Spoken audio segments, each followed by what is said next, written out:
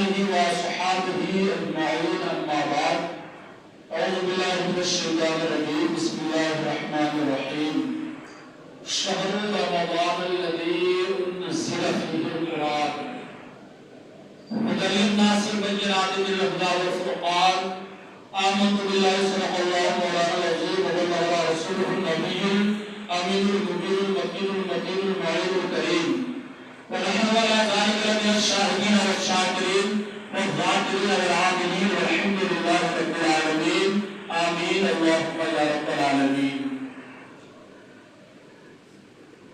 قرآن عظیم کی جس آیت مبارکہ کی تلاوت کرنے کا شرف حاصل کیا، اس کا ترجمہ، اس کی مفاہیم، اس کا پس منظر سماعت فرمانے سے پہلے آئیے ہمارا مل کر امت خضراء میں آرام فرمانے والے آقا سرور میاں فخر موجودات صاحب اولاد وجہ تخلیق کائنات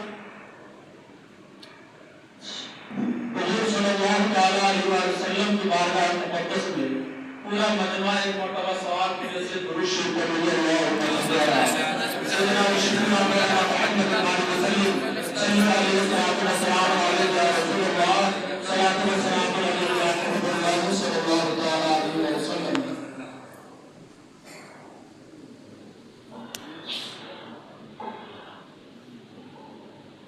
شاعر مرشد ڈاکٹر اقبال لکھتے ہیں خرد مندوں سے میں کیا پوچھوں کہ میری ابتدا کیا ہے. خرد مندوں سے میں کیا پوچھوں کہ میری ابتدا کیا ہے، میں تو اس فکر میں رہتا ہوں کہ میری انتہا کیا ہے. خرد مندوں سے کیا پوچھوں کہ میری ابتدا کیا ہے، میں تو اس فکر میں رہتا ہوں کہ میری انتہا کیا ہے. خودی کو کر بلند اتنا کہ ہر تقدیر سے پہلے خود خدا بندے سے پوچھے بتا تیری رضا کیا ہے. اور سرکار اعلیٰ حضرت فاضل بریلوی ارشاد فرماتے ہیں اللہ کی سرتاب قدم شان ہے یہ. سبحان اللہ. اللہ کی سرتاب قدم شان ہے یہ، انسان نہیں انسان وہ انسان ہے یہ. اور قرآن تو ایمان بتاتا ہے انہیں، ایمان یہ کہتا ہے میری جان ہے. شاعر مرشد ڈاکٹر اقبال لکھتے ہیں خرد مندوں سے میں کیا پوچھوں کہ میری ابتدا کیا ہے. خرد مندوں سے میں کیا پوچھوں کہ میری ابتدا کیا ہے، میں تو اس فکر میں رہتا ہوں کہ میری انتہا کیا ہے. خرد مندوں سے کیا پوچھوں کہ میری ابتدا کیا ہے، میں تو اس فکر میں رہتا ہوں کہ میری انتہا کیا ہے. خودی کو کر بلند اتنا کہ ہر تقدیر سے پہلے خود خدا بندے سے پوچھے بتا تیری رضا کیا ہے. اور سرکار اعلیٰ حضرت فاضل بریلوی ارشاد فرماتے ہیں اللہ کی سرتاب قدم شان ہے یہ. سبحان اللہ. اللہ کی سرتاب قدم شان ہے یہ، انسان نہیں انسان وہ انسان ہے یہ. اور قرآن تو ایمان بتاتا ہے انہیں، ایمان یہ کہتا ہے میری جان ہے. حضرت نے بتایا کہ بڑے بڑے مساجد میں یہ پوسٹر کس پر کر دیا جاتا ہے کہ مسجد میں جگہ نہیں اعتکاف میں بیٹھنے والوں کے لیے، یہ حالت ہو جاتی ہے. لیکن ہمارے یہاں کیا ہے کہ کئی مساجد میں لوگ بیٹھے ہوئے بھی نہیں ہے، کئی مساجد میں ایک آدمی کسی میں دو کسی میں بالکل نہیں. اور بالکل والے سن لے، جس محلے میں کوئی معتکف نہیں ہوا اسی سال اس محلے میں اللہ تبارک و تعالیٰ اپنا عذاب نازل فرمائے. اب سن لیجیے، اس لیے اگر کوئی ایک آدمی اگر بیٹھ جائے تو پورے محلے والوں کی طرف سے وہ کافی ہو جائیں گے اور ان کی دعاؤں سے اللہ تبارک و تعالیٰ اس محلے میں برکتیں نازل فرمائیں گے. تو یہ بہت بڑی بات ہے. اللہ تعالیٰ فرماتا ہے قرآن عظیم کے اندر ما آتاکم الرسول فخذوہ وما نہاکم عنہ فانتہوا، کہ میرا نبی تمہیں جو دے اسے لے لو اور جس چیز سے منع کر دے تم رک جاؤ. ما آتاکم الرسول، رسول تمہیں جو عطا کرے فخذوہ تم اسے لے لو، وما نہاکم، اور جس چیز سے منع کرے اس چیز سے تم باز آ جاؤ. لیکن ہم نے کیا کیا، جس چیز سے نبی نے منع کیا ہم نے اسے لے لیا، اور جس چیز کو رسول اللہ نے دیا ہم نے اسے اگنور کرا. اب میں بتاتا چلوں یہ رات وہ رات ہے کہ جس نے اس رات کو پا لیا لیلۃ القدر شب قدر کی رات اس رات کو جس نے پا لیا قسم خدا کی اس نے دونوں جہاں کی دولت پا لیا. اس سے بڑی دولت دنیا میں اس کے لیے کوئی نہیں ہے. اس سے بڑی دولت ہو ہی نہیں سکتی. یہ پوری دنیا اور اس کے اندر وہ معافیت اس کے اندر جتنی ساری چیزیں ہیں ان تمام پر شب قدر کی رات بھاری اور غالب ہوتی ہوئی نظر آئی. اتنی مقدس رات ہے. اور یہ میں نہیں ہمارے نبی فرماتے ہیں اور مصطفیٰ جان رحمت کا رب فرماتا ہے بسم اللہ الرحمن الرحیم انا انزلناہ فی لیلۃ القدر. سبحان اللہ. کیا فرمایا میرے رب نے انا انزلناہ فی لیلۃ القدر بے شک ہم نے اسے نازل کیا لیلۃ القدر کی رات میں. اسے نازل کیا قرآن عظیم کو. اس رات کی تمام فضیلتیں تمام کمالتیں اور تمام برکتیں ایک طرف اور سب سے بڑی بات یہ ہے کہ قرآن جو اللہ کی کتاب ہے جو رسول اللہ پر نازل ہوئی اسی رات میں نازل کی. اب آپ سوچئے کتنی بڑی رات ہے کہ اللہ نے اپنا کتاب اپنے نبی پر اتارنے کے لیے جس رات کا سلیکشن فرمایا وہ شب قدر کی رات ہے. اب آپ سوچ لیجیے کتنی بڑی رات ہے کہ اس رات کا اندازہ اس رات کی حیثیت اس رات کا ویٹ اللہ کی نظر میں اتنا ہے کہ اللہ نے اپنی کتاب وہ قرآن جو شفا ہے وہ قرآن جو برکت سے بھری ہوئی ہے وہ قرآن جو پورے رحمت سے لبریز ہے وہ قرآن جس کے اندر اللہ نے شفا رکھا وہ قرآن جس کے اندر اللہ نے پورے قوانین فرما دیے وہ قرآن جو ایک پارہ سے لے کر 300 پارے تک اپنے اندر پورے رحمتیں اور برکتیں علی ہوا ہے. اس کتاب کو نازل کرنے کے لیے اللہ نے جس رات کو چنا اس رات کا نام ہے شب قدر کی رات. یہ ایک آیت کا ترجمہ ہوا.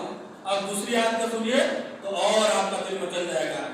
دیکھیے ہم جب کسی چیز کی اہمیت کو اجاگر کرنا چاہتے ہیں یا کسی بھی چیز کی اہمیت کو بتانا چاہتے ہیں تو ایک ٹیچر اپنے اسٹوڈنٹ سے کیا بولتا ہے تمہیں کیا پتا ہے کہ اس چیپٹر کے اندر کیا ہے بولتے نا. یا ہم اور آپ ایسے بھی چلتے پھرتے کسی سے بات کرتے ہیں تو کسی ایسی چیز کی اہمیت کو اجاگر کرنا اگر ہمارا پرپس ہو تو ہم کیا کہتے ہیں ارے تم کیا جانو کہ اس آدمی کے اندر کیا کمال ہے بولتے نا. تم کیا جانو کہ اس دن میں کیا ہوا تھا تم کیا جانو کہ وہ چیز کیا ہے. مطلب اس کی اہمیت کو اس کی افادیت کو اس کے کمال کو بیان کرنے کے لیے ہم ایسا سینٹینس استعمال کرتے ہیں. گویا لہذا میرا رب اس رات کی اہمیت کو بیان کرنے کے لیے کیا فرماتا ہے وما ادراک ما لیلۃ القدر. تم کیا جانو کہ لیلۃ القدر کیا چیز ہے. پہلے کیا فرمایا انا انزلناہ فی لیلۃ القدر بے شک ہم نے اسے نازل کیا لیلۃ القدر میں. وما ادراک ما لیلۃ القدر. اور پھر فرماتا ہے اور تم کیا جانو کہ لیلۃ القدر کیا چیز ہے. اور اس کے بعد پھر اس کے بعد جو آیت کریمہ فرمایا لیلۃ القدر خیر من الف شہر.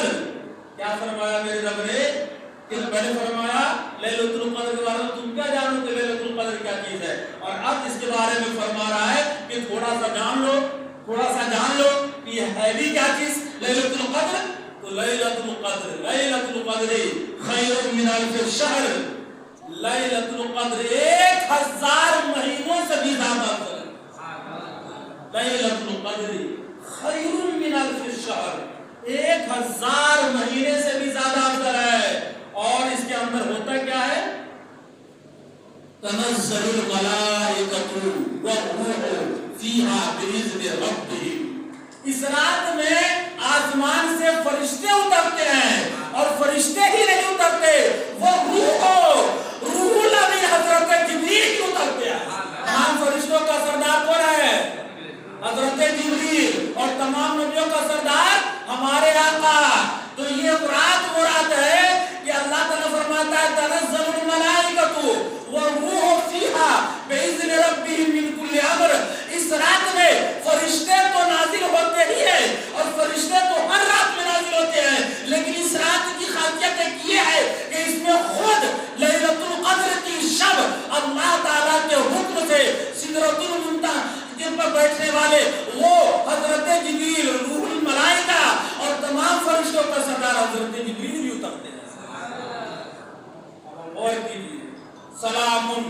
یہ حتی مطلع الفجر، سلامتی ہے یہاں تک کہ فجر کا وقت شروع ہو رہا ہے۔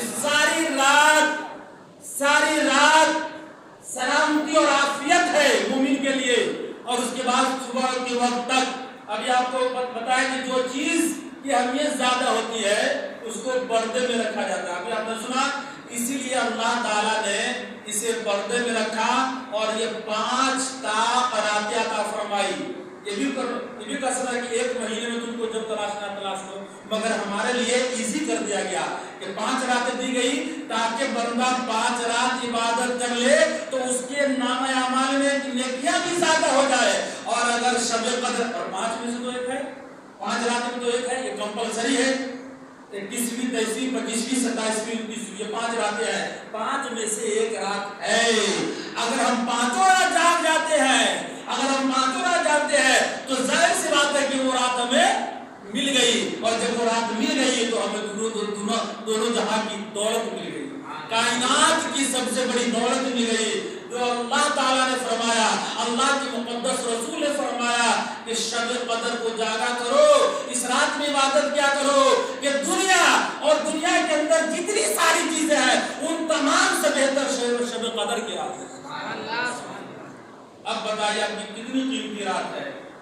آج جس پریشانی سے مسلمان دو چار ہے، آج جو طرح طرح کی ناکامیوں کی مسلمان ٹھوکریں کھاتا ہوا نظر آتا ہے، کیا وجہ ہے کہ آج مسلمان ہر جگہ پسپا ہوتا ہوا نظر آتا ہے؟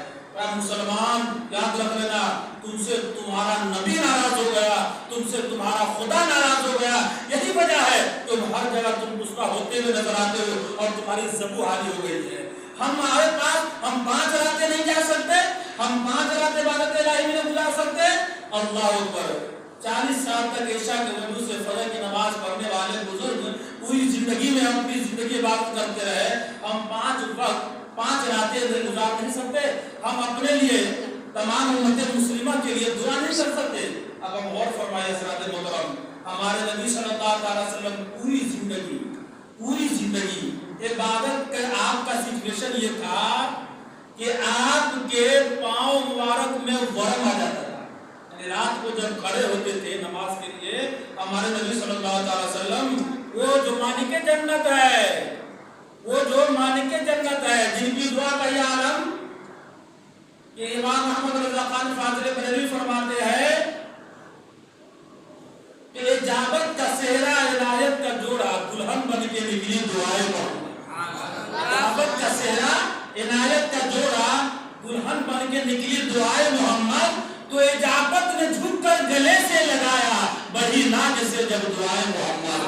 جس کی دعا کے بارے میں یہ آیا اور جس کی رضا اللہ کی رضا، وَلَسَوْفَ يُعْطِيكَ رَبُّكَ فَتَرْضَىٰ، اب قریب آپ کا رب آپ کو اتنا عطا کرے گا کہ آپ راضی ہو جائیں گے۔ وَرَفَعْنَا لَكَ ذِكْرَكَ، اے نبی ہم نے آپ کے ذکر کو درجوں بلند کر دیا۔ وہ نبی ساری رات پاؤں مبارک میں ورم آ جاتا۔ ایک مرتبہ کی بات ہے کہ حضرت عائشہ صدیقہ رضی اللہ تعالیٰ عنہ فرماتی ہے کہ آپ صلی اللہ علیہ وسلم جب رکوع میں گئے، سجدے میں گئے، تو نبی پاک صلی اللہ علیہ وسلم سبحان ربی العلیٰ، سبحان ربی العلیٰ، سبحان ربی العلیٰ، سبحان ربی العلیٰ، سبحان ربی العلیٰ، یعنی کہتے کہتے اچانک وہ سبحان ربی العلیٰ کی تسبیح کی آواز آنا بند ہو گیا، اچانک وہ آواز سنائی دینا بند ہو گیا۔ تو میں دوڑتی بھی گئی اور میں نے اپنے کان لگا لیا کہ کہیں ایسا نہ ہو کہ میں آج بیوہ ہو گئی، یعنی پردہ فرما گیا صلی اللہ علیہ وسلم سجدے میں، رسول کائنات صلی اللہ علیہ وسلم سجدے میں پردہ فرما گئے، آواز آنا بند ہو گیا۔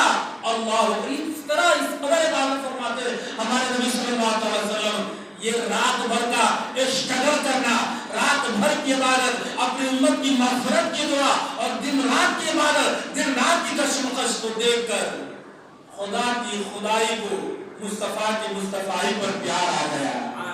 اللہ نے فرمایا یا ایھا المزمل، یا ایھا المزمل قم اللیل الا قلیلا نصفہ او انقص منہ قلیلا او زد علیہ ورتل القرآن ترتیلا۔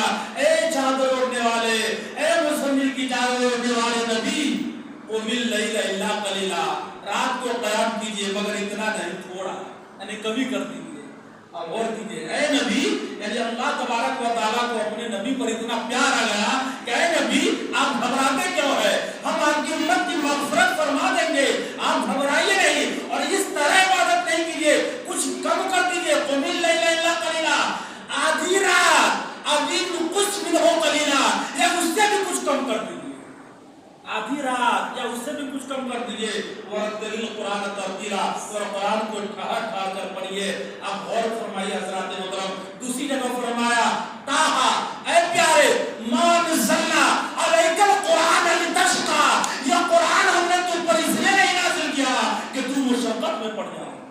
اللہ اکبر، اس طرح عبادت ہمارے نبی فرماتے، کیوں؟ وہ تو مالک جنت ہے، وہ جنت میں حوروں کے لیے ان کے جوڑے کا انتخاب کرنے والے ہیں۔ میرا نبی جس کے بارے میں کہا دے، میرے نبی سے صحابہ نے کہا یا رسول اللہ جنت میں کس کا کس سے جوڑا کون ہوگا؟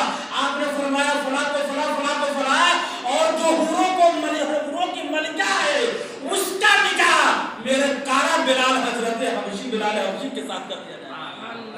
غور فرمائیے جی، تو آپ وہ نبی ساری رات عبادت کرتے کیوں؟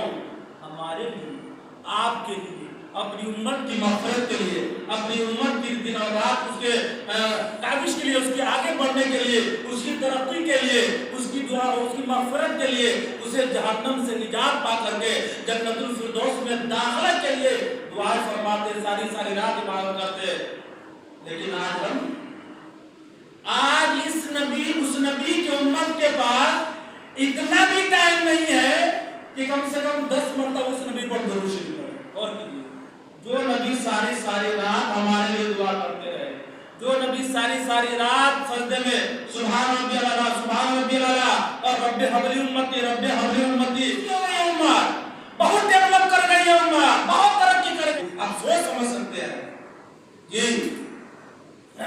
حضرات، اگر یہی حالت رہی تو پھر نہ سمجھو گے تو مٹ جاؤ گے ہندی مسلمانوں، تیری داستان تک بھی نہ ہوگی داستانوں میں۔ یہ تاریخ بتاتی ہے کہ جو قوم اپنی تاریخ بھلا دیتی ہے، تاریخ اس قوم کو صفحہ ہستی سے مٹا دیتی ہے۔ وہ قوم اپنی تاریخ بھلا دیتی ہے تو تاریخ اس قوم کو صفحہ ہستی سے مٹا دیتی ہے۔ اگر تم چاہتے ہو کہ ہماری ہستی برقرار رہے اور ہم دنیا میں عزت کی زندگی گزارے تو ہمیں اللہ اس کے رسول کے مطابق زندگی کو گزارنا ہوگا، ہمیں آنا پڑے گا، ہمیں اس رات میں جاگ کر کے اپنے گناہوں کی مغفرت اور پورے امت مسلمہ کے لیے دعا کرنا ہی پڑے گا۔ یاد رکھے وہ دعا کبھی قبول نہیں ہوتی جس میں اپنے دوسرے مومن بھائی کو شامل نہ کیا جائے۔ بات سمجھ آ رہی ہے؟ دیکھیے، ایک قریہ میں لوگوں پر اللہ کا عذاب نازل ہوا، فرشتے سے رب نے فرمایا کہ جاؤ جا کر کے اس گاؤں کو پلٹ دو، اس گاؤں کو پلٹ دو۔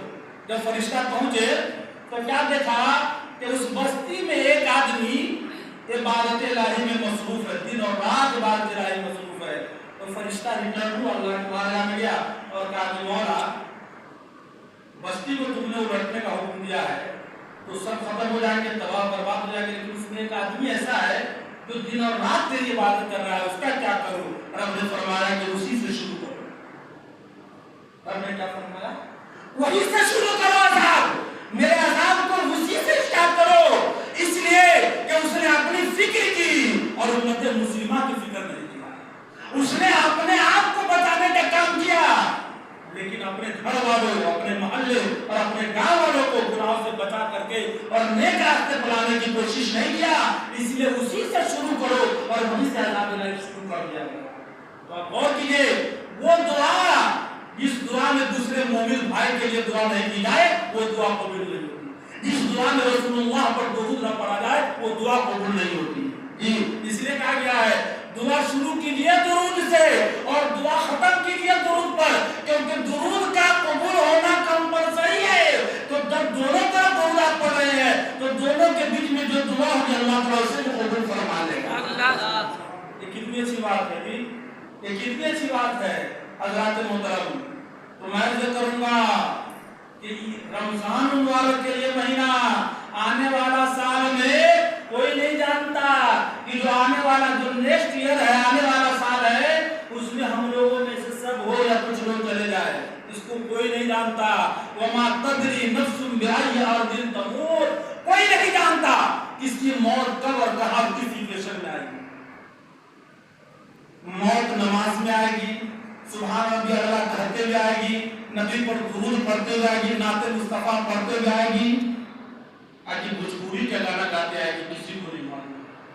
خدا نہ کرے اگر کسی مسلمان کی موت اگر گانا گاتے ہوئے آ جائے یا غلط سینٹینس استعمال کرتے ہوئے آ جائے تو آپ سوچ لیجئے کہ وہ آپ امیجن کیجئے کہ اس کی حالت کیا ہوگی۔ لیکن قسم خدا کی اگر کسی کی موت رسول پاک پر درود پڑھتے ہوئے آ جائے، کسی کی موت سجدے میں سبحان ربی اللہ کا ورد کرتے ہوئے آ جائے، کسی کی موت حالت قیام میں آ جائے، کسی کی موت نبی پاک پر نعت مصطفیٰ پڑھتے ہوئے آ جائے، قسم خدا کی اس موت پر موت بھی رش کرتی ہوئی نظر آئے گی، اس پر فرشتے بھی رش کریں گے کہ یہ بھی ایک موت ہے، اور یہ کیسا ہے جس کی روح کو اتنے پاکیزگی کے ساتھ لایا جا رہا ہے، اس طرح سے جس کا جشن منایا جا رہا ہے۔ تو آپ ایسا کریں نا، ایسا کرے، ایک حدیث میں آ کے جب رات کو بندہ مومن قیام کرتا ہے، دیکھیے جب اللہ تعالیٰ نے حضرت آدم علیہ السلام کی تخلیق فرمائی تو کیا فرمایا؟ وَإِذْ قَالَ رَبُّكَ لِلْمَلَائِكَةِ إِنِّي جَاعِلٌ فِي الْأَرْضِ خلیفہ، کہ میں زمین میں نائب بنا رہا ہوں، خلیفہ بنا رہا ہوں۔ فرشتوں کے بیچ یہ بات رکھی تو فرشتوں نے کیا کہا تھا؟ أَتَجْعَلُ فِيهَا مَن يُفْسِدُ فِيهَا وَيَسْفِكُ الدِّمَاءَ، کیا تو ایسے کو نائب بنائے گا، ایسے کو خلیفہ بنائے گا جو زمین میں فتنہ کرے گا، جو زمین میں فساد کرے گا، جو آپس میں خون ریزی کرے گا، دوسرے کا گلا دبوچے گا، تم ایسے کو بنائے گا۔ نَحْنُ نُسَبِّحُ بِحَمْدِكَ وَنُقَدِّسُ لَكَ، حالانکہ تیری تصویر بیان کرنے کے لیے تو فرشتوں کی جماعت کافی ہے۔ یہ غور کر لیجیے، کوئی فرشتہ 70,000 سال سے رکوع میں ہے، وہ رکوع میں ہے، کوئی 70,000 سال سے سجدے میں ہے تو سجدے میں ہے۔ ایسے ایسے فرشتے، کوئی قیام میں ہے، کوئی رکوع میں ہے، کوئی سجدے میں ہے۔ عبادت الہی میں اس طرح سے آپ کو پتہ ہے پوری دنیا کا انسان میرے رب تبارک و تعالیٰ کا نافرمانی کر لے، قسم خدا کی اس رب کی ربوبیت میں ذرہ برابر کوئی فرق نہیں آئے گا۔ پوری دنیا کا آدمی بے نمازی ہو جائے، میرے رب کی ذات پر کوئی فرق نہیں پڑے گا۔ پوری دنیا کا آدمی مسجد سے چھوڑ کر کے کہیں چلا جائے، میرے رب کی ذات پر ذرہ برابر فرق نہیں پڑے گا۔ یہ کوئی پوسٹ اور یہ کوئی ستا نہیں ہے کہ 2-4 سیٹ ادھر چلی گئی تو سرکار گر جائے گی، یا مارشل جتنے بولنے سے اِلِسْتَطَعْتُمْ أَن تَنْفُذُوا مِنْ أَقْطَارِ السَّمَاوَاتِ وَالْأَرْضِ فَانْفُذُوا لَا تَنْفُذُونَ إِلَّا بِسُلْطَانٍ فَبِأَيِّ آلَاءِ رَبِّكُمَا تُكَذِّبَانِ۔ اے انسان اور جنات کے تمام گروہ، تم میرے جتنے بھی میرے یہ ہے وسائل ہے ان سے تم نکل کر دکھا جاؤ، جو بوٹری ہے، جو میری حکومت ہے اس سے باہر نکل کر دکھا جاؤ، نہیں جا سکتے، جہاں بھی جاؤ گے میری ہی حکومت ہے۔ کہاں جاؤ گے؟ جہاں جاؤ گے رب فرما رہا میری ہی حکومت ہے۔ تو آپ غور کیجیے حضرات محترم کہ جو رب تبارک و تعالیٰ کی حکومت میں آدمی پوری دنیا کی ہے، اور رب تبارک و تعالیٰ سے فرشتوں نے کیا کہا کہ زمین میں ایسے کو بنائے گا، ہم تو تیری تصویر بیان کرنے کے لیے کافی ہے، پھر زمین میں انسان بنانے کی کیا ضرورت؟ تو رب نے کیا فرمایا؟ انی اعلم ما لا تعلمون، جو میں جانتا ہوں وہ تم نہیں جانتے۔ یہ صحیح ہے کہ گناہگار ہوں گے، یہ صحیح ہے کہ بدکار ہوں گے، یہ صحیح ہے خطا کار ہوں گے، یہ صحیح ہے سیاہکار ہوں گے۔ اگر ان میں کوئی گناہگار ہوگا تو کوئی 10 رات تک دنیا سے ڈسکنیکٹ ہو کر میری بارگاہ میں بیٹھ کر اعتکاف کرنے والا نمازی بھی تو ہوگا۔ اگر کوئی بدکار ہوگا تو کوئی عصمت اسلام کے لیے، تحفظ حدود اللہ کے لیے، ناموس رسول اللہ کے لیے، عظمت قرآن کے خاطر، اسلام کی بقا کے لیے اپنی گردن کٹانے والا غازی بھی تو ہوگا۔ اگر کوئی بدکار ہوگا، اگر کوئی سیاہکار ہوگا تو کوئی عشاء کی وجہ سے فجر کی نماز پڑھنے والا پرہیزگار بھی تو ہوگا جی۔ اگر کوئی اپنے نفس کی شرارتوں سے شیطان ہوگا تو کوئی میرے کلام کو سینے میں بسانے والا حافظ قرآن بھی ہوگا۔ اگر کوئی دنیا دار ہوگا تو کوئی غلام احمد مختار بھی ہوگا، کوئی نمازی بھی ہوگا، اور کوئی نبی کا چہرہ دیکھنے والا مقدس صحابی بھی ہوگا۔ اسی لیے جو میں جانتا ہوں وہ تم نہیں جانتے۔ اب جو میں کہنا چاہتا ہوں وہ غور سے سنیے۔ اب جو میں کہنا چاہتا جہاں مجھ کو لانا تھا میں آپ کو لا چکا ہوں، اب جس کو ڈیپلی سمجھنے کی کوشش کیجیے۔ جب انسان رات کو قیام کرتا ہے اور رب کے حضور کھڑا ہوتا ہے اور گھنٹوں گھنٹہ قرآن کی تلاوت کرتا ہے، گھنٹوں گھنٹہ قرآن کی تلاوت کرتا ہے اور رب اپنے رب کے حضور حاضری دیتا ہے، جب وہ قیام کرتا ہے تو میرا رب فرماتا ہے فرشتوں دیکھو تم نہ کہتے تھے کہ ایسے کو بنائے گا جو فتنہ کریں گے، دیکھ یہ ایسے ہے جو میری بارگاہ میں کھڑے کر قرآن کی تلاوت کرتا ہے۔ تو ایسا بنیے کہ رب تبارک و تعالیٰ آپ کی مثال دے، ایسا بنیے کہ اللہ تبارک و تعالیٰ کہے کہ دیکھو یہ ہے میرا بندہ، یہ ہے میرا بندہ، یہ ہے مصطفیٰ جان رحمت کی امت۔ ایسا نہ بنے، ایسا نہ بنے کہ جس پر اللہ اس کے رسول کی لعنت اور فٹکار ہمیشہ برستی رہے گا۔ اس لیے اس رات میں جیسا کہ حضرت نے بتایا کہ صلاۃ التسبیح کا پروگرام رکھا جا رہا ہے، کہ صلاۃ التسبیح بھی پڑھی جائے گی۔ بہت اچھی بات ہے، یہ عبادت کیجیے، صلاۃ التسبیح کے ذریعے اپنی حاجات کو رکھیے۔ آپ تمام لوگوں کے لیے، تمام مسلمانوں کے لیے دعا کیجیے۔ بہت اچھی بات ہے، بہت اچھی پہل ہے کہ اس میں زیادہ سے زیادہ عبادت کیجیے۔ نبی پاک صلی اللہ علیہ وسلم پر درود شریف پڑھیے۔ درود بہت اچھی عبادت ہے، یاد رکھیں آپ، ان اللہ و ملائکتہ یصلون علی النبی۔ درود ایک ایسا ایک ہے، نماز کا حکم اللہ نے آپ کو دیا، نماز خدا نہیں پڑھتا ہے۔ روزے کا حکم آپ کو ہے کہ روزہ اللہ تعالیٰ نہیں رکھتا ہے۔ حج کا حکم بندے کو اور بندہ نہیں رکھتا۔ زکوٰۃ صرف آپ دیتے ہیں، اللہ تبارک و تعالیٰ ان تمام اعمال سے مبرہ ہے۔ رب تبارک و تعالیٰ درود کے بارے میں فرماتا ہے کہ ان اللہ و ملائکتہ، یعنی پہلے میں اور میرے فرشتے یصلون علی النبی، درود پڑھتے ہیں نبی پاک صلی اللہ علیہ وسلم پر۔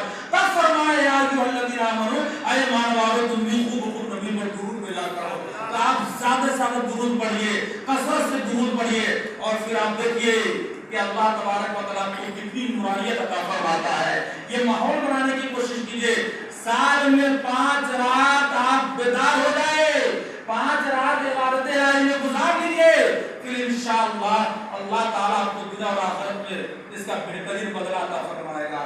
میں نے قرآن عظیم کی تلاوت کی، شہر رمضان الذی انزل فیہ القرآن، رمضان کا وہ مہینہ جس میں ہم نے قرآن کو نازل فرمایا، قرآن کو نازل کیا رمضان میں، اور رمضان کے مہینے میں کس رات میں؟ لیلۃ القدر کی رات میں، شب قدر کی رات میں۔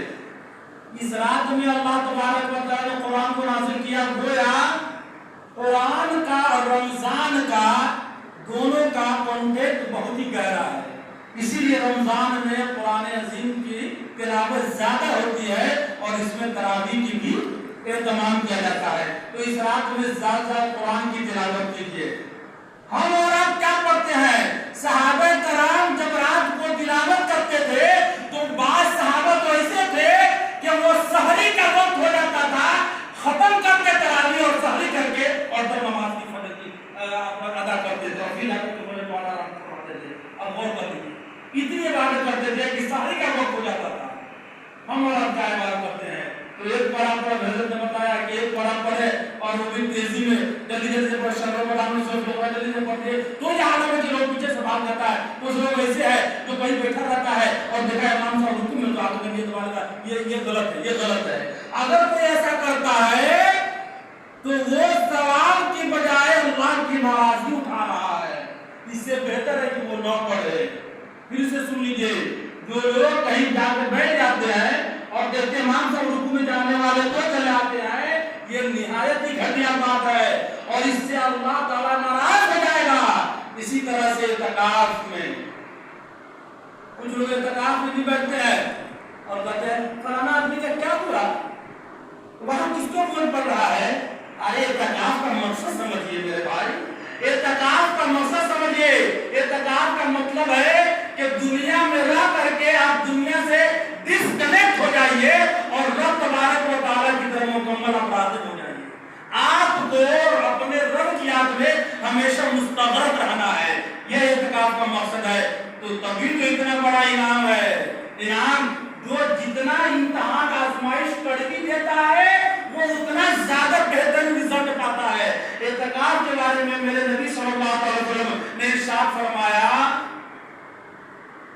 کہ 2 حج مقبول، حج نہیں حج مقبول، یعنی وہ حج جو شرف قبولیت کو پہنچ گئی، بولیے دوستو سبحان اللہ، وہ حج جو مقبول ہو گئی ہو، اور 2 عمرہ مقبول یعنی 2 عمرہ جو شرف قبولیت کو پہنچ گئی ہو، اتنا ثواب اللہ تعالیٰ اعتکاف کرنے والے کو عطا فرمائے۔ اللہ سبحان اللہ۔ دیکھیے میں نے یہ بات کہی تھی ابھی جمعہ میں جب میں تقریر کیا تھا، میں نے کہا تھا کہ لوگ اتنا پیسہ خرچ کر کے اپنے بچوں کو گھر پہ چھوڑ کر کے بہت پریشانی میں جاتا ہے، اور دن رات کی مشقت، صفا کا چکر لگانا، مروا کا چکر لگانا، مزدلفہ میں جانا، مینا میں جانا، اور پتھر مارنا، کنکریاں مارنا، حجر اسود کا بوسہ دینا، یہ تمام ارکان حج ادا کرتا ہے، اور اتنا اسٹرگل کرنے کے بعد بھی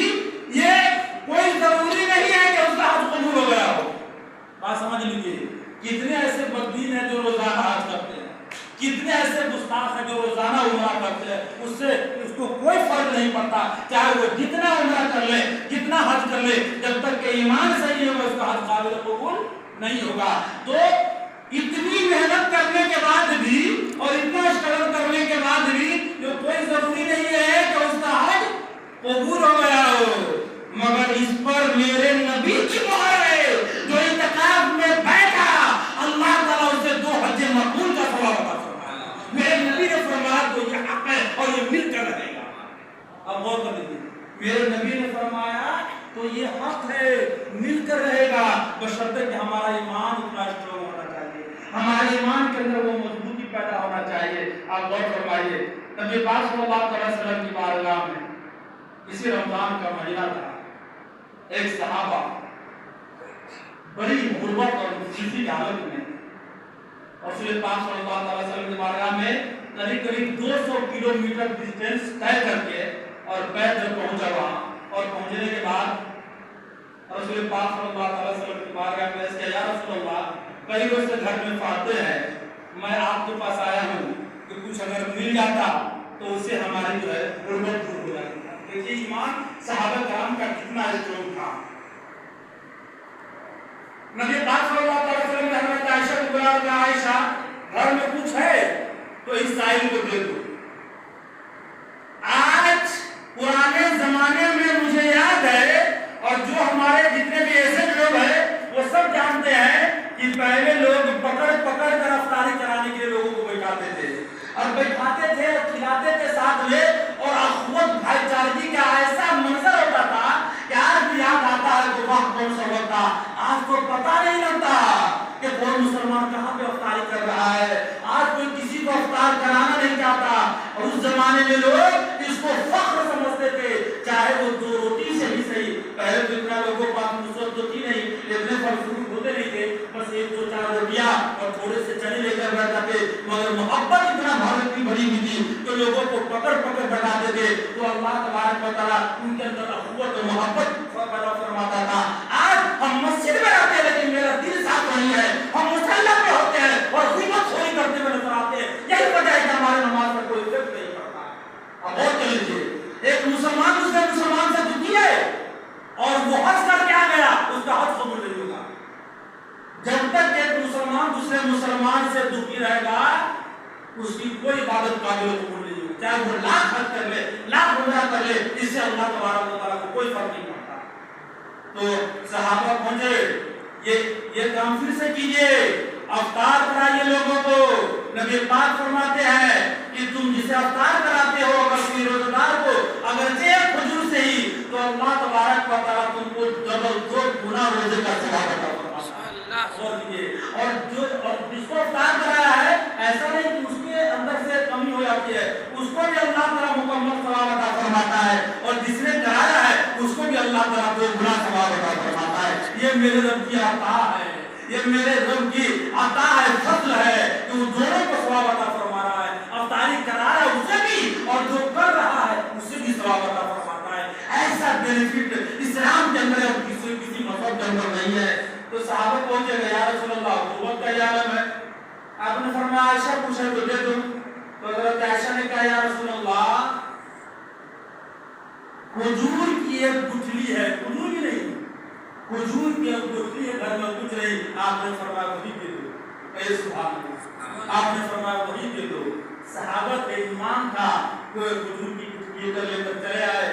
जब घर आए तो बीवी ने पूछा क्या लेकर आए, कहा कि वहां भी कुछ नहीं था। नबी पाक सल्लल्लाहु अलैहि वसल्लम के घर में भी फाका चल रहा है, एक गुठली खजूर की थी, बस वो ले आया। कहा चलिए कोई बात नहीं, अल्लाह का शुक्र है, हम इसी से गुजारा कर लेंगे। वो सहरी का वक्त हुआ और बीवी उठी, और उठने के बाद देखा घर में कुछ नहीं है, तो वो गुठली जो रखी हुई थी नबी पाक सल्लल्लाहु अलैहि वसल्लम के दर नबूवत से लाया हुआ, उस गुठली को अपने जुबान में रख कर चूसने लगे। ईमान देखिए, जब उसे चूसने लगी तो उस खजूर की गिठली से अंदर से ऐसा मुअजिज़ा पेश आया कि शहद की, जन्नत की शहद के दरिया की तरह उसमें से रवा हो गया, और वो पी करके मुकम्मल शराब होने लगी।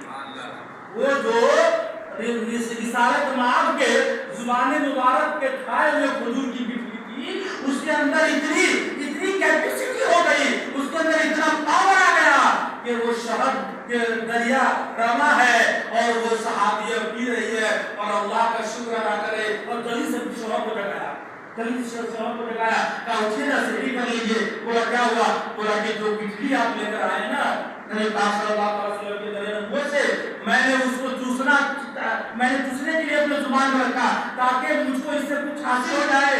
कसम खुदा की, इसके अंदर से वो शहद की मिठास आ रही है, और वो शहादत भरी हुई है कि मैं जब इसे पी रही हूँ तो दुनिया में अब तक मैंने ऐसी कोई चीज नहीं इस्तेमाल की जितनी खुशबू और जितने सैराब हमको इससे मिली है। तो शौहर ने कहा, लाओ ये जज़ा, ये मुअजिज़ा है हमारे नबी का, ये हमारे नबी की जुबान मुबारक से खाए खजूर की गिठली है। लेकर के वो सहाबी ने मुंह में रखा तो दूध की नदियां जाने लगी। और बोलिए ना सुभान अल्लाह। एक तरफ शहद, यानी शहद पीना हो तो एक तरफ, और खजूर और दूध पीना हो तो एक तरफ, दोनों सैराब हो रही है। जम करके पूरे महीने में पहले मरतबा जम करके दोनों मियां बीवी ने सहरी किया, और कल सुबह जब हुई तो वो बिजली सोने का बन गई। बोले सुभान अल्लाह। वो बिजली क्या हो गया? सोने का हो गई। अब देखिए ईमान देखिए, वो बिजली फिर सहाबी लिए और फिर पहुंचे बाहर में, कहा या रसूल अल्लाह, जो बिजली आपने खजूर की दी थी, हमने सैराबी तो हासिल कर ली, मगर या रसूल अल्लाह ये तो सोना हो गया, तो हमने सोना नहीं लाए तो बिजली लाई थी, इसलिए मैं इसे नहीं रख सकता, ये आपकी खिदमत में मैंने लाया। तो मेरे नबी फरमाते हैं, तुम रख लो, अल्लाह ने तेरे ही किस्मत में अता फरमाया। और फरमाया कहाँ है हमारा ईमान? हमारा ईमान बहुत वीकनेस हो गया, बहुत कमजोर, इतना कमजोर कि मैं बता नहीं सकता। जरूरत इस बात की है कि आज हम अपने ईमान के अंदर मजबूती पैदा करें और अपने दूसरे मोमिन भाई का ख्याल रखें। इस महीने में एक देखे अफ्तारी करने वाले बहुत सारे ऐसे मुसलमान हैं जो अपने स्टेटस की वजह से, अपने स्टैंडर्ड्स की वजह से आपके सामने मुंह नहीं खोल सकते हैं। उनका अपना एक वकार है, अपनी उनकी कैपेसिटी है, मगर हालात के मारे हैं उनके अंदर क्या है जो आप दिल आगे बढ़ करके उनकी मदद कीजिए, अल्लाह ताला आपको डबल सवाब अता फरमाएगा। इस्लाम हमदर्दी का नाम है, इस्लाम मोहब्बत का नाम है, इस्लाम भाईचारगी का नाम है, इस्लाम मोहब्बत का नाम है, इस्लाम तसावी और तबादुल का नाम है। और फिर बस इन्हीं चंद बातों के साथ मैं अपनी बात को खत्म करूं, क्योंकि नफल भी पढ़ना है। सबसे बेहतर बात क्या है? आप तहज्जुद पढ़िए, तहज्जुद की नमाज जो आप सल्लल्लाहु अलैहि वसल्लम पर फर्ज थी, आपने बताया था हमें कि नबी पाक पर 6 वक्त की नमाज थी, एक वक्त वही नमाज है व मिनल लैली फतहज्जद, यानी तहज्जुद की नमाज। तो आप तहज्जुद की नमाज पढ़िए और तहज्जुद की नमाज में गिरफ्तारी कीजिए और सब लोग पढ़िए। और सुनो मुसलमानों, और जहां तक सलाम इस्माइल की आवाज जा रही होगी वो सब सुन लो कि अगर तुमने तौबा न किया, इस्तिग़फ़ार न किया और अपने आप को रब के हवाले न किया तो इससे भी बुरा दिन देखने को मिलने वाला है। ये तय फैसला है। और मैं फिर से रिपीट कर दूं कि अगर तुमने रब की तरफ राग़िब न हुए और इस्तिग़फ़ार न किया, इससे भी खराब दिन तुमको नसीब होगा। ये मैं नहीं, मेरे नबी ने फरमाया। बुखारी की हदीस है, आमालुकुम मालुकुम, जैसे तेरे अमाल होंगे तुम पर हुकूमत करने वाले भी वैसे ही होंगे। तो इसलिए आपको तय करना है कि आपको क्या करना है। बस इन्हीं चंद बातों के साथ मैं अपनी तकरीर को खत्म करूं कि मोहम्मद से वफा तूने तो हम तेरे हैं। ये जहां चीज है क्या लौह कलम तेरे है, कुछ कुव्वत इश्क से हर पथ को बाला कर दे, दहर में इसमें मोहम्मद से उजाला कर दे, ताकि चश्मे अक़वाम ये नजारा बरकत देके रिफ़त शान रफ़ाना लकर जिक्र देके दिल के फफूले जल के सीने के बाल से इस घर को आग लग गई, घर के चिराग से